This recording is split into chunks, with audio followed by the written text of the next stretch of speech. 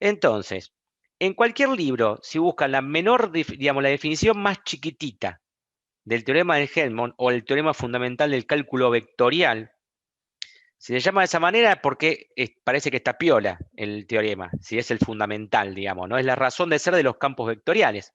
Fíjense que ahí lo que estoy marcando es que el teorema de Helmont para un campo, y fíjense que ese campo es vectorial, ¿no? ¿Estamos todos de acuerdo que es vectorial el campo F? Sí. No es un campo escalar, es un campo vectorial. Sí. Entonces, el teorema de Helmont, ahí decían que para un caso se podía, para otro no. Lo que había que hacer una distinción es entre si era para todo el espacio o para una frontera cerrada, para un espacio limitado del espacio, valga la redundancia. ¿Se entiende? Eso era lo primero que teníamos que definir. Entonces, lo primero que vamos a ver es el caso más general, que es para recintos abiertos. O sea, donde la frontera es el infinito. ¿Estamos de acuerdo con eso? Sí. Sí, sí. Entonces, ahí me decían que yo tenía un campo vectorial F que daba totalmente definido si se conocía su divergencia y su rotor en principio. Esa es la definición más corta e incompleta, pero es la primera definición. Me decían que si yo conocía la divergencia del campo F, que obviamente, como dijo Guillermo recién, es un escalar, y si conocía el rotor de campo F, que es un campo vectorial, que ahora, por ejemplo, lo vamos a llamar J, ese campo prácticamente estaba totalmente definido. Vamos a ver qué significa esto. Vamos a construir el por qué está totalmente definido eso. Pero adicionalmente me decía que yo tenía que saber algo con respecto a qué pasaba en el infinito. ¿Se acuerdan? Eso era lo que faltaba. En el infinito yo tengo que dar la condición de que la divergencia sea nula, que el rotor del campo vectorial sea nulo y que el propio campo se anule en el infinito. ¿Está bien? De esa manera, si yo tengo esas 5 condiciones, el campo F lo tengo totalmente definido. Que no es lo que, digamos, no estoy diciendo cómo calcular F. Digo, lo tengo definido, que son cosas diferentes. ¿Se entiende lo que digo? Sí, sí. Ahora bien, lo que me dice también el teorema de Helmont y también lo que me dice la teoría de campos es que la divergencia de un campo vectorial me da su fuente escalar. Quiere decir que ese ρ que yo tengo ahí, vamos a poner como hace Guillermo, que está bueno, esta ρ que yo tengo acá es la razón de ser escalar del campo F. Si yo digo que F existe y que existe su divergencia, esta divergencia, cuando no es nula, me está diciendo quién es la causa de que exista F. Esto es una cuestión de causalidad. ¿Se entiende lo que digo? Sí. Es la causa escalar. ¿Vamos bien hasta acá? Mientras que el rotor de F me da la causa vectorial que genera al campo F. ¿Está? Aguarden un segundito. Salvi, por favor. Gracias. ¿Se entiende eso? Yo acá, y no pusimos estas letras, la pusimos caprichosamente, ρ y J. Ya les adelanto que estamos hablando de densidad volumétrica de carga, por ejemplo, y densidad superficial de corriente, o densidad de corriente, J, que van a ser dos cosas que vamos a ver durante todo el año, que van a ser las razones de ser de nuestros campos eléctricos y magnéticos. ¿Está claro? Ya le fuimos poniendo las letritas como para que se vayan acercando. Después vemos que es F, no importa. Eso va a ser parte de la materia. Pero básicamente lo que nos tenemos que quedar en claro, que esto lo que me está diciendo, que tanto ρ, campo escalar, J, campo vectorial, son las fuentes escalares y vectoriales del campo F. Son las que van a generar el campo F. ¿Se entiende? Sí, sí.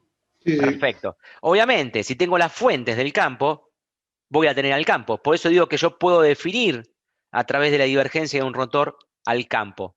Porque tengo quien lo genera y por un principio de causalidad, obviamente termino teniendo al campo. Si tengo quiénes son los culpables o las culpables de generarlo. ¿Se entiende, digamos, a qué refiere este enunciado del teorema de Helmont? Sí, sí, profe. Porque estamos hablando y aparte nos va a dar mucha más información, porque nos va a dar también, nos va a hablar sobre la propia estructura de cómo es el campo. Insisto, de vuelta, acá no estoy, el teorema no habla de cómo calculo el campo en principio, me está hablando de una definición mucho más amplia. Sí, mi amor. Perdón, Bien, profe, sí. Leo, ¿qué serían las bases de un campo vectorial yendo a álgebra lineal? ¿Tiene que ver o no tiene nada que ver? Las Mm, bases que generaban un campo vectorial, me acuerdo. no, pero ahí en álgebra estaba hablando de su espacio vectorial, Sí, no algo así. campo. Profe, yo tengo Calculábamos una la duda. base de un Sí, para mí, espacio vectorial. Es si lo me mismo. preguntás así, para mí no tiene nada que ver, pero estoy tan lejos de álgebra, demasiado más lejos y de sus espacios vectoriales que a priori te diría, por lo que recuerdo, sí, Guillermo, Sí, no, no tiene nada que ver con las bases. está. Lo que me dice, digamos, está en los dos sentidos. Si yo, por ejemplo, conozco el campo en todo el espacio, con la divergencia veo la distribución espacial de la fuente escalar. Le hago la divergencia en cada punto y ese valor me dice la distribución espacial de la fuente escalar o la fuente vectorial con el rotor. Y viceversa, si conozco la fuente puedo armar el campo original. ¿Se entiende? Por eso dice que está totalmente definido, porque conociendo la distribución espacial de la fuente escalar y vectorial, puedo armar el campo F. O conociendo el campo F, haciendo la divergencia del rotor, puedo ver la distribución espacial tanto de la fuente escalar como de la fuente vectorial. Eso me está diciendo esto. Perfecto. ¿Alguna consulta con respecto hasta lo que vimos? No, no, sí que quería preguntar que, o sea, Sí, definiendo estas cuestiones, yo estoy diciendo que es único ese campo que estoy correcto, definiendo. correcto. Ok, ok, Sí, ok. sí. Gracias. Sí. Pero tienen que ser las 5, ¿eh? Sí, Si no tal cual. defino estas 3 que están acá, de vuelta, que no sé si se ve el puntero mío o no, vamos a poner el puntero láser. Si no defino estas 3, no puedo asegurar que es único el campo. O, sí, es Condiciones eso. necesarias y suficientes. Sí, esas cosas matemáticas, ay Dios, me hacen agarrado de panza. Pero bueno. Bueno, ahora, otra forma de enunciar el teorema de Helmholtz también. Bueno, acá estaba el dibujito. Eh, ahora sí me molesta a mí lo que más. Alt decían que se iba con Alt, ¿se iba? No, no se va con Alt. Me Es chamullaron. con Alt, Control, Mayus y H. Es un lío Alt, bárbaro. Control, Mayu, Mayus, H. H. No se fue. Ya Te lo está, puedo lo asegurar, hackeé. ¿eh? Ya fue, profe. Ahí seguramente me hackeaste la cuenta. Bien. Bueno, el dibujito acá sobra, no hay mucho para agregar, pero básicamente es en la frontera infinita, tengo que conocer, digamos, divergencia nula, rotor nulo, el campo se tiene que anular, y dentro de este lugar van a existir fuentes escalares y vectoriales, ρ y j, que van a definir la existencia del campo en cualquier punto del espacio. Por ejemplo, en este punto, que es el punto R. Fíjense que el origen es O, R es el punto campo, ¿se acuerdan que R' era punto fuente? Habíamos comentado eso la otra vez. Lo habíamos comentado nada más. Sí, Después sí. lo vamos a hacer cada vez más fuerte ese concepto, vamos a trabajar todo el año con eso. Bien, entonces, avancemos un poco más. Otra forma de enunciar el teorema de Helmholtz es que todo campo vectorial se puede expresar como la suma de dos campos vectoriales. ¿Se acuerdan cuáles eran esos dos campos vectoriales?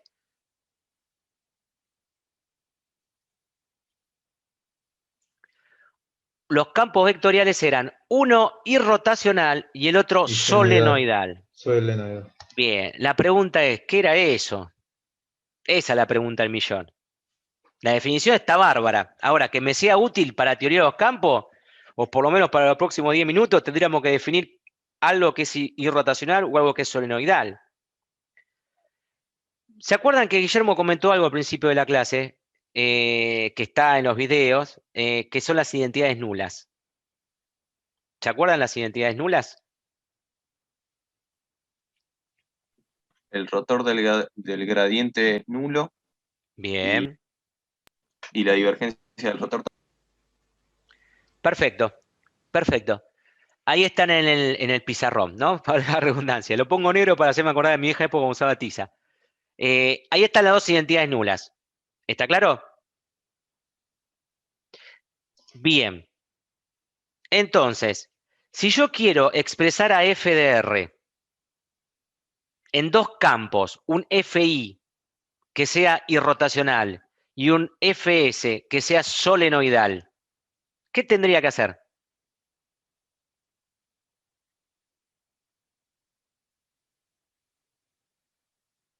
Bien, vamos a comentar alguna cosita más todavía, antes de avanzar un poquito más. Guárdense la pregunta. Este phi que tenemos acá se denomina potencial escalar. Y es una función escalar. Básicamente es una función escalar porque le estamos aplicando un gradiente, como dijo Guillermo otra vez, laburando con vectores, sin meternos con el tema de tensores, yo el gradiente se lo aplico a un campo escalar. ¿Está? Por eso el rotor de un gradiente de un campo escalar me da 0. ¿Va bien? A esta función auxiliar la vamos a llamar potencial escalar y la vamos a denominar phi. Muchas veces ustedes la conocen como B y le ponen volt en la parte de electrotecnia, digamos. Y esta A es un campo vectorial que se va a llamar potencial vectorial o campo auxiliar vectorial. ¿Hasta acá alguna duda con lo que dije? No avancé demasiado en el conocimiento, simplemente di mayor información. ¿Pero se entendió la información? Sí, Leo, una consulta que quería hacer. Decime. Ahí, en el dibujito que está la JR' y Rho Sub B, R, sub B, prima. R. Y comparando con la primera fórmula que presentaste, no está R' y R. No, son, No es lo mismo. en realidad faltan las R' acá. Me las morfé yo. Bien. Discúlpame. Sí, ¿Puedo intervenir? sí. La expresión esta que pone divergencia F igual, está dada en el mismo punto. Esta R es igual a esta R. No es que falta la prima acá. Perdón, sí, perdón, sí. Es una función da puntual, no estamos dijimos que integrando. da la distribución espacial de la fuente. En este caso, fuente escalar. Donde la divergencia sea 0, la fuente escalar vale 0. En toda la parte blanca del dibujito, digamos. En la parte celeste va a tener un valor y para diferenciarlo, yo quiero calcular el campo en el punto R. R también lo puedo poner adentro del volumen celeste. Sí, está bien, como Pepe. punto genérico. Pero las expresiones estas son puntuales, punto por punto, para el mismo punto. Bien. Está bien. Y si yo donde defino no haya fuente, vale 0, digamos. Donde no haya fuente, vale 0. Bien. Si yo defino este punto rojo, que lo vamos a ubicar a un, qué sé yo, a un R1, ¿me siguen todos? Sí. Voy a venir acá arriba y voy a decir, la divergencia de F en R1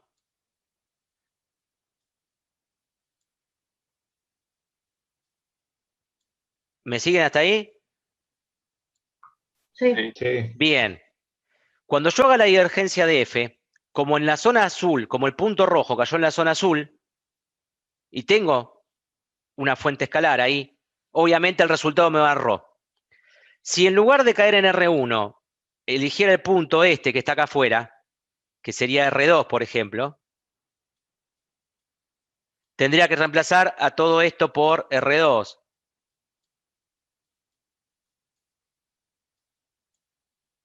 Y yo sé, porque lo estoy viendo, que tanto ρ para el punto R2 y J para el punto R2, ¿cuánto valen? 0. Por lo tanto, la divergencia de rotor en esos puntos me va a dar 0. ¿Se entiende? Pero Perfecto. fíjese que no quiere decir que el campo sea 0, ¿no? Lo que vale 0 es la divergencia y el rotor. Gracias, Guillermo. Sí, millón de gracias. Bien, volviendo entonces a esta parte que tenemos acá. Este campo irrotacional, ¿cómo lo puedo escribir? Y me aprovecho la identidad nula. Si yo sé que para que un campo sea irrotacional, tiene que venir de un gradiente de potencial. ¿Cómo me aseguro de que el campo sea irrotacional? Escribiéndolo como un gradiente de potencial. ¿Se entiende? El signo menos es caprichoso. Ya vamos a ver por qué. Es una cuestión de electrostática. ¿Se entiende que eso que está ahí es un FI? ¿Es FI? Sí, sí. ¿Y se entiende que eso es irrotacional? Sí, está Sí. aclarado arriba. Sí. Por supuesto. Pero lo que quiero es que se entienda. Que lo ven que está aclarado ahí arriba, que es FI, que es irrotacional. Por esto es irrotacional FI. Porque Sí, si sí. yo lo escribo como un gradiente y le aplico el rotor, al darme 0, lo que tengo acá entonces es un campo irrotacional. ¿Se entiende? ¿Sí o no, Sí, gente? profe. Sí, profe. Bien. Sí. Ahora, ¿cómo me aseguro de que le sume ahora un campo solenoidal? Y tendré que sumarle algo cuya divergencia me dé ¿cuánto? 0. ¿Está claro? Por lo tanto, si yo sé que la divergencia del rotor de un campo vectorial me da igual a 0, le voy a sumar directamente el rotor de un campo vectorial. Porque yo sé que ese rotor del campo vectorial va a ser solenoidal. ¿Se entiende eso? Sí, profe. Bien. Acá vamos a pararnos, podemos hablar de 3 o 4 conclusiones importantes, importantísimas. La existencia del campo eléctrico y del campo magnético físicamente está comprobada. Tienen existencia física y lo puedo trabajar matemáticamente. La existencia de este, y en definitiva este campo F que yo tengo acá, si lo dicen entidad física, este campo F puede existir tranquilamente y ser único de acuerdo a lo que hablamos. Puede quedar claramente definido. Único y físicamente posible. Esta función auxiliar phi y esta función auxiliar A, ambas definidas como potenciales, uno es escalar y el otro potencial vectorial, son funciones auxiliares nada más y no son únicas. Y no son únicas. Un montón de phi me pueden dar el mismo FI que yo estoy buscando. La pregunta es la siguiente. Y vayamos a esto. Yo tengo circulando por acá un ampere. ¿Cuánto es la diferencia de potencial?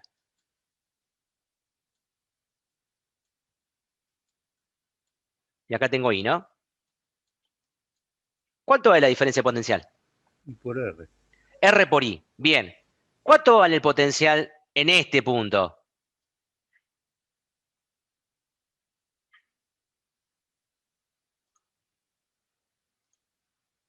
¿Cuánto vale el potencial en este punto? Con respecto a que Dijiste la palabra maravillosa.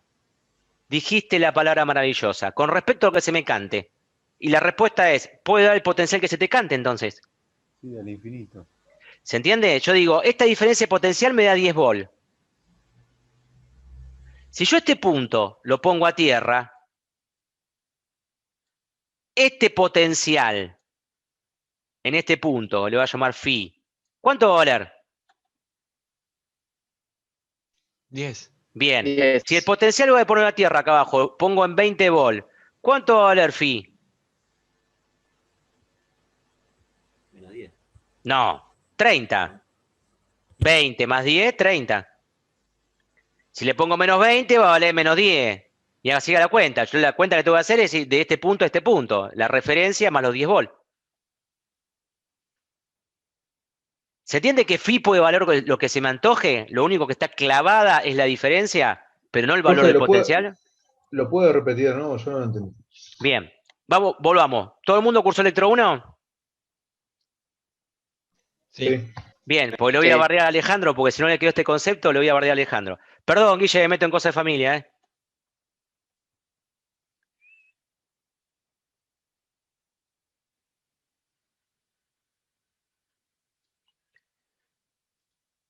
La pregunta es, si yo acá tengo una caída de tensión y este punto está a tierra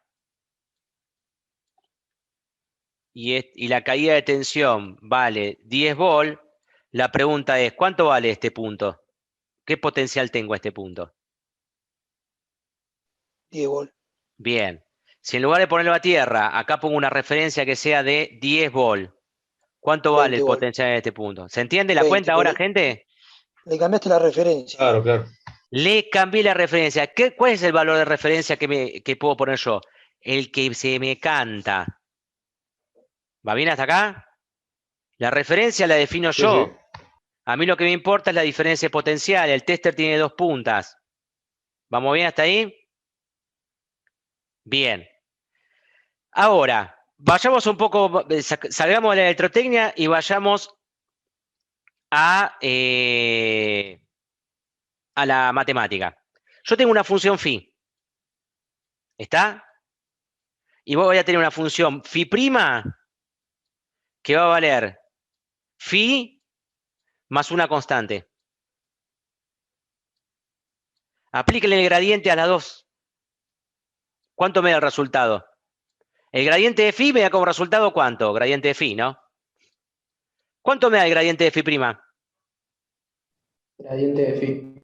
Ah, palala. O sea que le sumé la constante y el resultado es el mismo.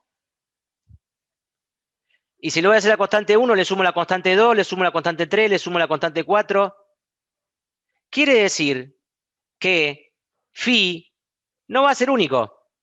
Phi puede ser cualquier campo escalar que se diferencie con otro con respecto a un valor constante. ¿Se entendió eso? Sí, profe. Bien, esa función auxiliar no va a ser única y eso lo digo ahora y lo vamos a ver durante todo el año, va a ser muy importante y ya lo vamos a ver en las próximas clases. Ya empezamos con la electrostática con esto, quédense tranquilos. Pero quiero que quede grabado ahora y que quede en la cabeza de ustedes, es que le empiece a caminar eso por la cabeza, básicamente. Bien. Lo mismo va a pasar con A. ¿Está claro? Lo mismo va a pasar con A, también se puede extender, lo pueden leer, está por ahí, lo vamos a ver más adelante también, pero A tampoco va a ser único. Si yo A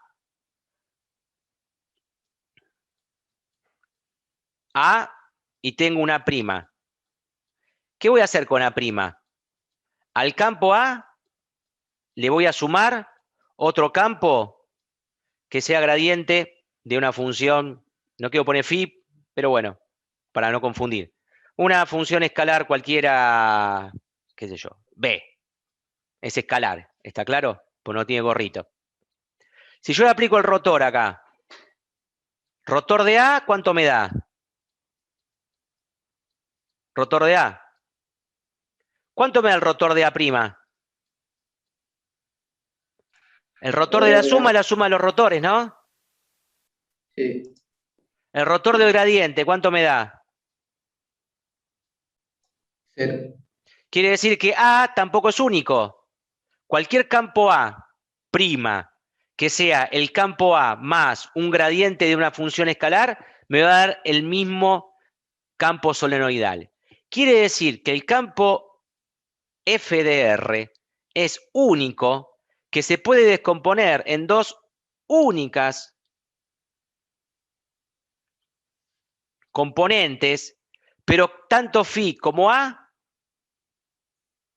no son únicas, son infinitas. ¿Se entiende eso? Sí, profe. Bien. Ahora, ¿para qué quiero llegar a este punto, digamos, no? Porque si son infinitas, yo estaba feliz con que ya había definido a partir de su fuente los campos, o el campo F. ¿Para qué quiero llegar a esto? El tema es que esto es una cuestión muy importante en la teoría de los campos. No se asusten por las fórmulas que aparecen, simplemente son ilustrativas porque estas fórmulas lo vamos a ver durante el año. El campo phi, el campo escalar phi, se lo puede calcular de esta manera.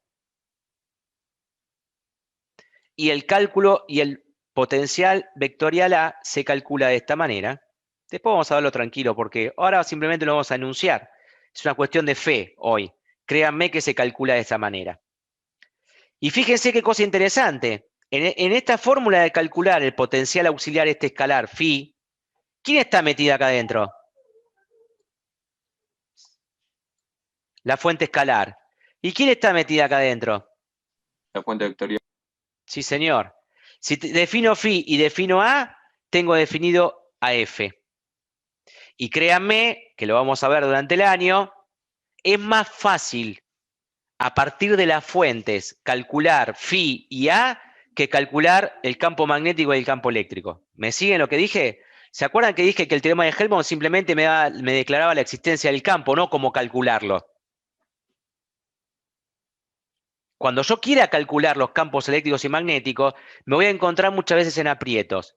Y hay toda una línea de, digamos, que de alguna manera me da una mano para poder facilitar los cálculos de los campos E y B, o sea, el campo eléctrico magnético, a través de los potenciales auxiliares, escalares y vectoriales.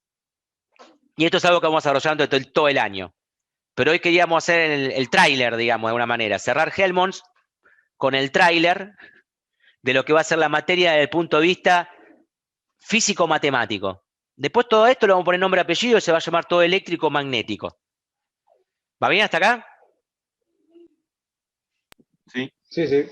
Insisto, no traten de entender las integrales. No, por ahora no importa.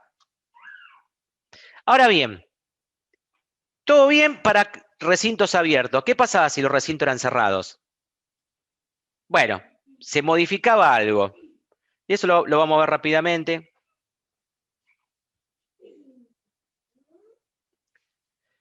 Primero, si el recinto es cerrado, ya el recinto tiene una frontera, que no es el infinito, ¿no es cierto? Sí. Entonces, vamos a definir esta, ven acá, esta parte que dice S12, es la frontera del recinto cerrado B1 que me separa contra el resto del universo, que es B2. O sea, es el todo menos B1 es B2, ¿se entiende? Sí. Me acuerdo yo que había unos chicos de la secundaria donde yo iba que tenían una banda de rock que se llamaba El Resto, lo que queda del todo se llamaba. Era siempre cada vez que pasa esto me acuerdo de esa banda de rock. Eran bastante ingeniosos. Bien, entonces, en este caso, para poder definir en recintos cerrados cuándo queda un campo definido unívocamente, cuando conocemos su fuente escalar, cuando conocemos su fuente vectorial y cuando tenemos información de lo que pasa en la frontera cerrada. Conozco su divergencia, se tiene que anular el infinito, esto también tiene que seguir pasando, y conozco las componentes normales y tangenciales, perdón, fíjense, esto que yo tengo acá es la componente normal de F en la superficie. ¿Ven todos? Es la componente de F según A sub n. ¿Va bien? Sí. Este producto escalar de la componente normal por el campo me da la dirección, me da el campo, o sea, en la dirección de A sub n. Ahora, yo podría hacer por el versor tangencial a la superficie, pero no nos tenemos que olvidar que estamos en 3 dimensiones. Entonces yo no tengo nada más que acá componentes normales y tangenciales. Yo acá tengo la superficie normal y la superficie perpendicular a la normal, que va a estar contenida en el plano. ¿Cómo hallo esa componente? Con el producto vectorial, con la normal. Yo me aseguro que, y obviamente fíjense que este resultado me da un vector, no me da la componente de un vector. ¿Se entiende, gente, esto? Claro, que lo que le da la tangencial a la superficie. No es tan, sí, es tangencial, pero esa tangencial se va a poder dividir en otras, porque yo generalmente defino todo en 3 componentes. ¿Se entiende?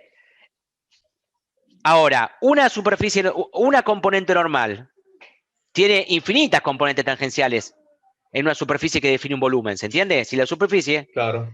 entonces, yo después, esa componente que me queda según la separación de la superficie, la puedo descomponer de vuelta en otras 2 direcciones y puedo armar una terna en la superficie. O sea, en la terna, en el lugar de separación puedo armar una terna que sea el componente normal, la componente tangencial y una componente que se llama binormal. Y ahí me aseguro que ya tengo todo fijado en 3 componentes. Esas 3 componentes después si quiero las puedo componer en cartesianas, en cilíndricas, esféricas, pero bueno, no nos metemos en el cálculo, nos metemos en la definición.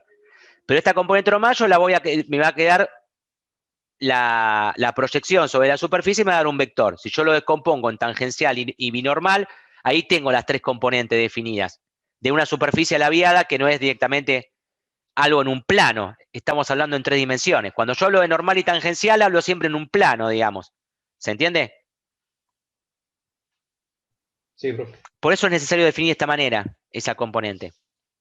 Ahora bien, después, a partir de ahí, el resto es exactamente igual hasta que yo diga basta. Tengo las fuentes, se puede descomponer en unidireccional, teorema de Helmont, perdón, identidades nulas, y acá cambia la cosa, que acá no se asusten, pero básicamente lo que me está diciendo que estos campos auxiliares, por ejemplo el phi,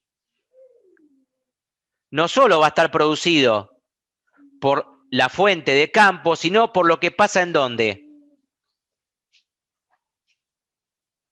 En la frontera. En la frontera, sí. Porque la frontera aporta. Ahora vamos a ver unos ejemplos y vamos a avanzar sobre esto, pero en algo visual, en algo físico. Y lo mismo va a pasar con el campo auxiliar vectorial, en donde va a depender de J, pero también va a depender de lo que pasa en la superficie. ¿Está? Y fíjense que acá tengo el producto escalar del campo con el diferencial de superficie, que va a la normal. Esto que estaba por acá es en definitiva. Y esto de acá, fíjense que es el producto vectorial del campo por el diferencial de superficie, que tiene la dirección A sub n, que en definitiva me está dando esto. Ven que esta información que está acá está contenida en estos 2 términos, y dejo de manchar porque ya no van a entender nada. Y es la razón de ser también para recintos cerrados que me defina completamente qué pasa con el campo ahí adentro, ¿se entiende? Sin esa información hay algo que me está faltando. Ahora en unos ejemplos va a quedar creo que claro eso. Espero. ¿Se entiende, chicos, esto? ¿Se entiende el alcance del teorema de Helmont? Nosotros vamos a estar todo el tiempo definiendo mi campo eléctrico, ¿es electrostático o es electromotor? Mi campo magnético, ¿es solenoidal? ¿Tengo fuente vectorial? ¿Tengo fuente escalar? ¿Cuánto vale J? ¿Cuánto valencia volumétrica? ¿Las cargas se mueven? ¿No se mueven? ¿Tengo corriente? ¿Se entiende? Estamos todo el tiempo hablando del teorema de Helmont durante toda la materia. Vamos a estar todo el tiempo hablando. Lo hablaron todo el tiempo en Física 2, sin darse cuenta, en una forma figurada, pero como no se utilizaba operadores diferenciales en Física 2, se usa todo en forma integral, y entonces no se usaban J, ni Rose llegó a usar un poquito, pero J no tanto, generalmente se usaba corriente y carga. ¿Se acuerdan de eso? Que era la fuente de mi campo eléctrico magnético. En realidad las fuentes eran Rho y J, no eran la corriente y la carga. Ahora vamos a verlo eso. ¿Alguna duda hasta acá? No. Bien, por último, esa frase está buena. Vamos a ver una aplicación de esto. Vamos a ver 4 ejemplos gráficos para que entiendan. Bien, avísenme cuando vean la pantalla. Y si ven un título grande en blanco, dice teorema de Helmont en rojo. Ahí se ve, profe. ¿Se ve muy chico? ¿Se ve grande? No me doy cuenta yo. Se ve bien. Se ve bien. Bien. Bueno. ¿Todos se acuerdan de Física 2? El problema que tenía una esfera dieléctrica, por así decirlo, o una nube de carga Y yo quería calcular el campo eléctrico adentro y afuera de esa esfera no conductora. ¿Se acuerdan de ese, por lo menos de haberlo escuchado, ese problema? Sí. Bien. Dentro de la... Uy, perdón, ya me fui. Me fui yo, perdón. Listo. ¿Siguen viendo la pantalla? Sí, sí. Sí, profe. Bien. Y está en blanco y no veo el... Ah, yo no la veo ahora. Ah, si no tengo. Qué gil que soy, Dios mío. Annotate. Ahí está. Fíjense, acá adentro, en esta zona de acá, que justo está en rojo, en esta zona roja que llamamos región 1, yo tengo el campo eléctrico como resultado ya. Yo sé que el campo eléctrico, y vaya al CEARSE Maki, va a valer la densidad volumétrica de carga sobre 3 epsilon 0 por R. Coordenadas esféricas vamos a usar acá. Era lo que usaban siempre en física 2 y no sabían, le ponían X ustedes. Pero eran coordenadas esféricas. Esto es lo que vale el campo dentro de la esfera conductora. Y obviamente su valor en módulo aumenta desde 0 hasta el radio. O sea que es un campo que crece en su valor. Mientras que cuando ustedes llegan afuera del campo, el campo externo es visto como si fuera una carga puntual y decrece hiperbólicamente. Si ustedes se acuerdan, esto que está escrito ahí no es ni más ni menos que, ustedes fíjense, la densidad volumétrica de carga es multiplicada por el volumen, me da la carga neta. ¿Se acuerdan de eso? La densidad volumétrica queda en coulomb por metro cúbico, si multiplico por el volumen de la esfera, me da la carga total que tengo en la esfera. ¿Se acuerdan de eso? O por lo menos, ¿estamos de acuerdo en eso ahora? Sí. La carga total encerrada en la esfera de radio R mayúscula es la densidad volumétrica que tengo acá de carga multiplicada por el volumen de la esfera.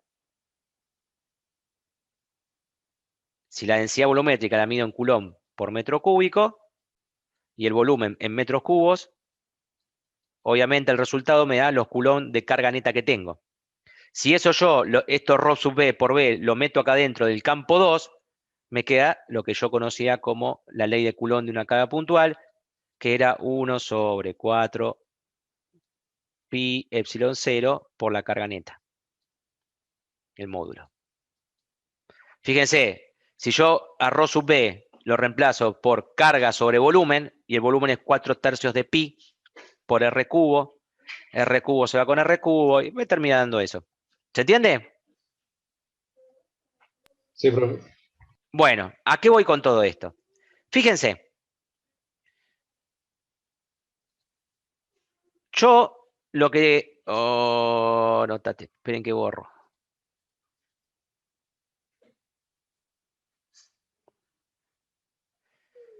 Yo para hacerlo más fácil, fíjense, el campo 1. El campo 1. Fíjense que es una constante que vale todo esto por R. ¿Va bien? ¿Lo ven todo esto? Una constante por R. La densidad volumétrica la definí como constante. El 3 es constante, la permitividad eléctrica del vacío es constante. ¿Ven todos que el campo de 1 vale eso? Sí, profe. Bien.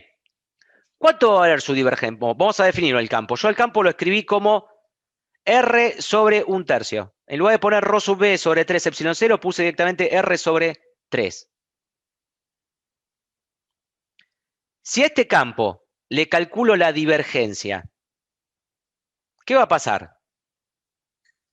Acá escribo en este programa en la forma de definir la divergencia, que la voy a hacer, que tengo el campo en coordenadas esféricas, y si voy más abajo,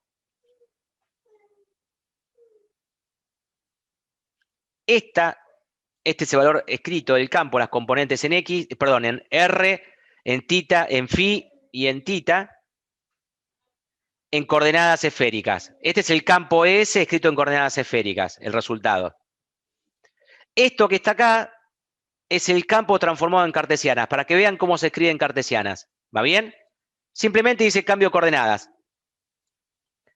El tercer resultado es la divergencia. Fíjense que la divergencia me da 1.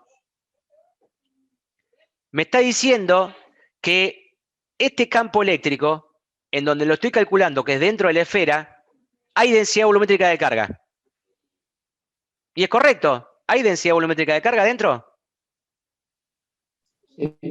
Que yo la puse como que valía, o sea, a ρ sub b sobre epsilon 0 le puse que valía 1, para que me diera 1, digamos. Y este 3 se me fuera, para que no fuera medio raro. Pero en definitiva, a esta ρ sub b sobre epsilon 0, que es mi fuente del campo electrostático, mi fuente escalar, me está dando ¿cuánto? 1 me está dando.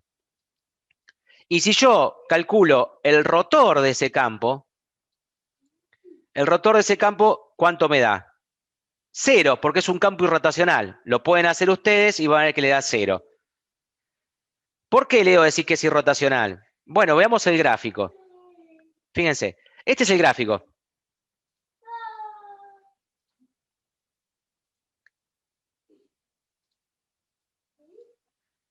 Fíjense que el gráfico era, obviamente yo estoy dibujando en 2 dimensiones, pero el gráfico está en 3 dimensiones. Yo estoy mostrando nada más un corte del frente. Imagínense que estos son todos rayos que salen de la esfera roja, perdón, que están contenidos en la esfera roja y que van creciendo según el radio. ¿Hasta ahí me siguen?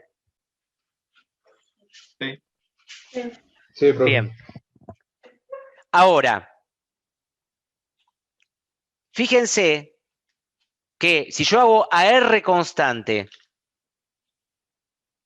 no tengo variación del campo perpendicular al campo. ¿Me siguen? El campo, en módulo al menos, es constante en la dirección perpendicular a su dirección, que sería en radios concéntricos, en esferas concéntricas. Mientras que sí el campo varía, ¿en qué sentido? Radial. Bien. O sea que la divergencia, recuerden que me da una idea, si es que existe la fuente de campo, cómo varía el campo en la dirección de variación en la dirección del campo. ¿Va bien hasta acá? Sí, profe. Bueno, el campo afuera, fíjense que es una constante que varía con R cuadrado inversamente. ¿Lo ven eso? En definitiva, ρ, R cubo mayúscula, 1, 3, epsilon 0 son todas constantes. O sea que el campo en definitiva sería una constante dividido R cuadrado.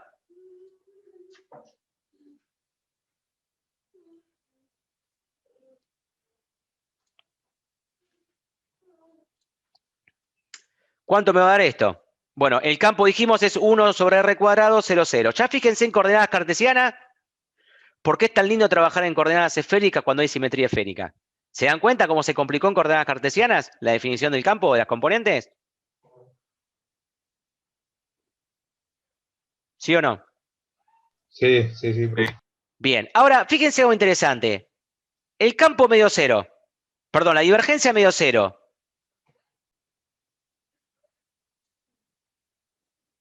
Y el rotor me da 0. Si la divergencia me da 0 y el campo y el rotor me da 0, quiere decir que no hay tengo información. fuente. No hay fuente. Donde yo, o sea, lo que sí sé, yo lo que puedo decir es que no tengo ni fuentes escalares ni fuentes vectoriales en la región donde yo lo estoy estudiando. El gráfico, yo lo dibujé para todo espacio para no restringir los límites. Salvi, por favor, para no restringir los límites de R al infinito. Pero fíjense que el campo es igual que el otro, pero va decreciendo con la distancia cuadráticamente. Pero quiere decir que en la región que yo estoy estudiando, la divergencia vale 0 y el rotor vale 0. Por lo tanto, podría llegar a decir que es un campo solenoidal e irrotacional. Y ahí estaría incurriendo en un error, porque yo no estaría analizando todo el espacio acá. O no estaría analizando qué pasa en la frontera donde yo tengo definido este campo. Pues yo este campo lo definí para los R mayores al radio de la esfera hasta el infinito, ¿se entiende? Claro, claro. O sea, Y ahí es lo tomó que de decían la ustedes, ahí lo que superficie decían ustedes. Si yo analizo la superficie, ahí voy a encontrar que la componente normal del campo eléctrico en la superficie es esto, reemplazando con R mayúscula. Y ahí voy a tener mi fuente del campo, que lo que me está diciendo nada más que la fuente está afuera de la región que yo estoy estudiando. ¿Se entiende lo que digo? ¿Cómo La lo fuente. último puede ser, profe? Sí. Yo para poder definir este campo que teníamos acá, si me hubiese quedado con estos dos resultados, hubiese cometido un error, por lo que estamos diciendo, porque me falta analizar las condiciones de frontera. En este caso, hay una frontera que es el infinito, pero hay una frontera que yo tengo acá que es esta. ¿Va bien? Lo que vendría a ser ese 1, ese sub 1, 2 en la teoría Claro, matemática. correcto. Entonces, si yo analizo el campo eléctrico en la frontera, es poner y la componente normal, en este caso es todo el campo, pero bueno, la componente normal justamente coincide con el radio, ¿no? En este que es una esfera. Si yo reemplazo por R mayúscula, si yo reemplazo acá por R mayúscula y hago el producto escalar con la componente normal, me queda este módulo reemplazado por R mayúscula, ¿se entiende? O sea, me queda esto reemplazado por R mayúscula, y bueno, esto no está porque estamos hablando del módulo del campo, porque el módulo no, la componente en realidad, la componente con respecto a sub n. Que en realidad, quien sabe debería estar para afuera, pues yo tendría que mirar para afuera. Pero esto que me da como resultado acá, está hablando de que la fuente del campo la tengo afuera de la superficie que yo estoy estudiando. Y así puedo decir, porque si yo tengo divergencia nula y rotor nulo, significa que no tengo fuente. Si no tengo fuente, no tengo campo. ¿Se entiende eso? ¿Y cómo puede ser que yo vea un dibujo y vea que hay campo? O sea, ¿qué quiere decir con esto? ¿Dónde está lo que yo llamo incongruencia, digamos? ¿Estás bien, mi amor? Si yo tengo divergencia nula y rotor nulo, no tengo campo. Y sin embargo veo que hay dibujado un campo. ¿Cómo puede ser? Porque no analicé las condiciones de frontera. ¿Se entiende lo que digo? Porque en este caso eran fronteras, Sí. era limitado el campo, no estaba anulándose en el infinito, porque no estaba la frontera abierta totalmente. Ahora bien, vamos justamente con este razonamiento vamos a esta función. Todos conocen el campo constante. Salvita, por favor, papá. ¿Cómo es un campo constante? Vamos a hacerlo constante en una sola dirección, según el eje X. Ven acá, este es el campo constante más lindo que hay. De vuelta, ¿cuánto vale la divergencia del rotor de un vector, de un campo constante? Fíjense. ¿Cuánto valen? 0, 0. ¿Significa entonces que no tengo campo? De vuelta lo mismo. Ahora, una de las condiciones del teorema de Helmholtz es que el campo se anula en el infinito. Este campo no se anula en el infinito. Por lo tanto, lo que voy a hacer es analizar una porción de este campo, de vuelta, armando una superficie cerrada. ¿Dónde está el lapicito? Lo perdí.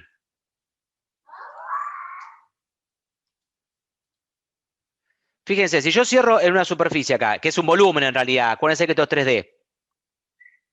Si bien la divergencia, la divergencia del rotor me dan nulas, yo tengo una componente del campo que está entrando acá y que podían analizar la componente perpendicular de esto. Si ustedes se acuerdan, esto acá adentro es no más ni menos que el campo generado dentro de un capacitor. ¿Se acuerdan? Sí. Bueno, y dentro de un capacitor, ¿qué generaba el campo en un capacitor? La densidad superficiales de carga que tenían las placas. Ahí se dan cuenta que físicamente la fuente de este campo constante está afuera de del volumen estudiado por nosotros. Por eso no hay problema que la divergencia y el rotor me den nulos, porque al estudiar un recinto cerrado, las fuentes están afuera. ¿Se entiende eso?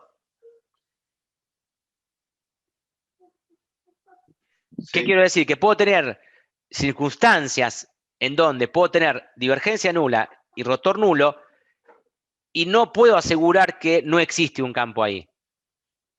Porque no considero todavía las condiciones de borde, ya sean cerradas o abiertas, ¿se entiende? En este caso son cerradas.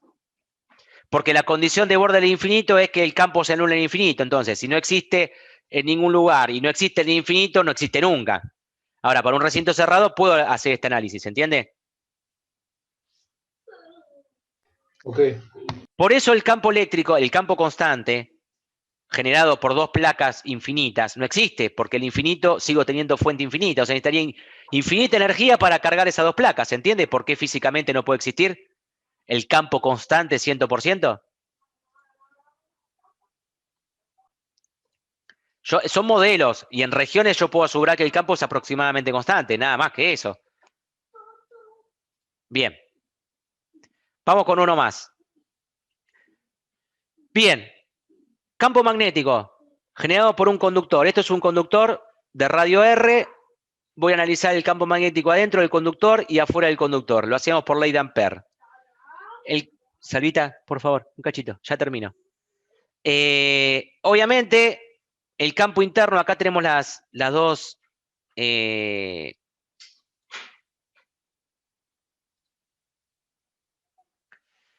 acá tenemos cuánto vale la componente interior y exterior del campo magnético. Esto era física 2, ley de Ampère.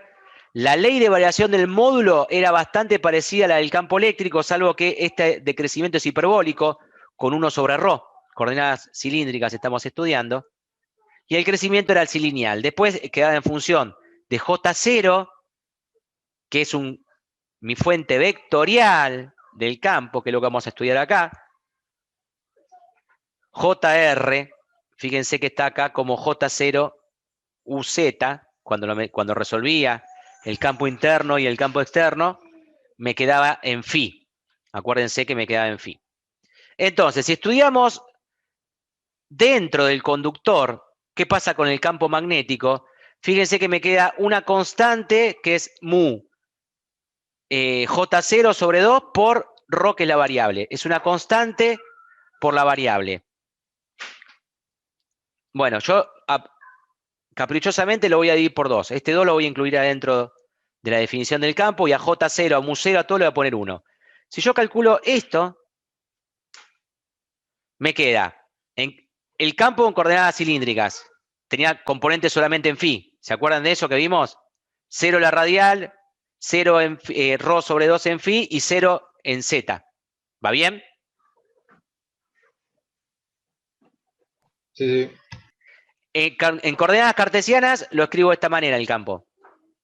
Simplemente dato de color. La divergencia del campo me da nula y el rotor me da 1 en componente z. 1 en componente z. ¿Qué me tendría que haber dado el rotor? La fuente vectorial. Me da en z. Fíjense, J. ¿En qué está? En z. Y dijimos que a J le íbamos a poner, digamos, un valor para que me dé todo esto 1. Pero en definitiva, obtuve la fuente vectorial del campo, que era J. Y me lo da en la dirección y todo, en Z.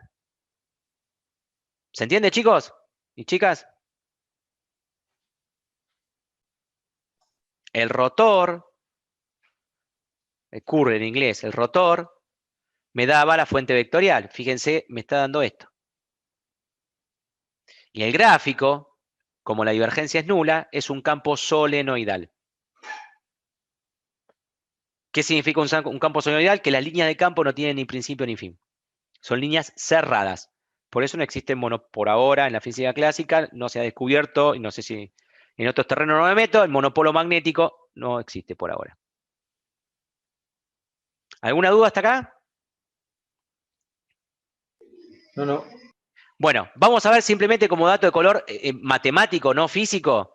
Vamos a ver el ejemplo de un campo que no es solenoidal y no es irrotacional, o sea que tiene fuentes vectoriales escalares, para que vean cómo sería una forma.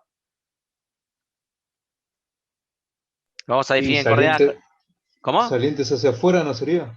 Saliente hacia afuera, entrante hacia adentro y todas dobladas. Claro, porque yo tengo que tener fuente de vórtice y fuentes escalares.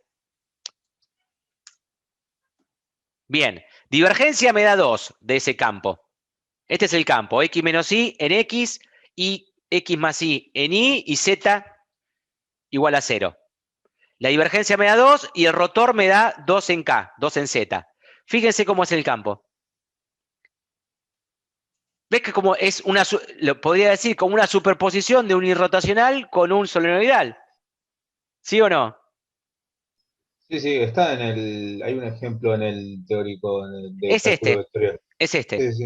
Es este que lo traje de vuelta para explicarlo, digamos. Los otros los cambié, porque a mí me parecía más piola hablar de electricidad ya, y no de matemática. Y por eso traje los ejemplos del campo eléctrico y el campo magnético, digamos, los casos más sencillos de física 2, digamos. Un alambre rectilíneo y una carga puntual o una esfera no conductora, digamos. Si ustedes repasan esos dos ejemplos de física 2, esa hojita, y vuelven a ver este video, se matan de la risa con las ecuaciones esas.